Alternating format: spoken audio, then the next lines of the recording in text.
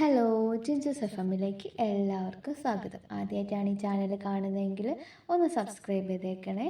ചെമ്പനീർ പൂവിൻ്റെ ഇന്നത്തെ എപ്പിസോഡ് തുടങ്ങുന്നത് രവീന്ദ്രനും നമ്മുടെ രേവതിയും കൂടി സംസാരിക്കുന്നതാണ്. സച്ചി ഇപ്പോൾ വരുമെന്നും അവനുള്ള ഫുഡ് കൂടെ എടുത്തു വയ്ക്കാനും പറയാണ് രവീന്ദ്രൻ. ഇത് കേട്ടുകൊണ്ട് രേവതി അടുക്കളയിലേക്ക് പോവുകയാണ്. ആ സമയത്ത് ചന്ദ്രമതി വയ്യാത്ത ശ്രുതിയെ ടേബിളിൽ കൊണ്ടുപോയിട്ട് ഇരുത്തുന്നുണ്ട്. പിന്നീട് കാണിക്കുന്നത് ചന്ദ്രമതിക്കും രവീന്ദ്രനും മാത്രം ഫുഡ് വിളമ്പി കൊടുക്കുന്ന രേവതിയാണ്.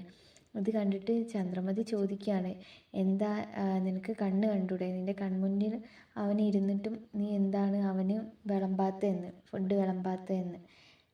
തനിക്ക് അതിന് സാധിക്കില്ല എന്നായിരുന്നു രേവതിയുടെ മറുപടി. ഇത് കേട്ട ചന്ദ്രമതി പറയാണ്, അവന് വിളമ്പി കൊടുക്കാതെ നീ എനിക്കും വിളമ്പണ്ട എന്ന്. ഇത് കേട്ട രേവതി പറയുന്നുണ്ട്, താൻ നേരത്തെ പറഞ്ഞല്ലോ അയാൾക്ക് വേണ്ടി ഒന്നും തന്നെ ചെയ്യാൻ എനിക്ക് പറ്റില്ല എന്ന്. ഇത് കേട്ട ചന്ദ്രമതി ദേഷ്യത്തോടെ ചോദിക്കുകയാണ്, നീ നിൻ്റെ ഭർത്താവ് പറയുന്നത് മാത്രമേ കേൾക്കുള്ളൂല്ലേ? നീ അവൻ്റെ നല്ല ഭാര്യ ആവാൻ ശ്രമിക്കുകയാണോ എന്ന്. എൻ്റെ മകൻ വയ്യാതെ ഇരിക്കുന്നത് കണ്ടിട്ടും നിനക്കൊന്നും ഒരു മനുഷ്യത്വം ഇല്ലേ എന്നും പറയാണ്.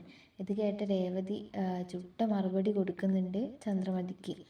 അന്ന് കല്യാണ മണ്ഡപത്തിൽ വെച്ചിട്ട് ഒരു കുടുംബത്തിനെ മൊത്തം കണ്ണീരിലാഴ്ത്തി കടന്നു കളഞ്ഞവനല്ലേ ഇയാളെന്ന്.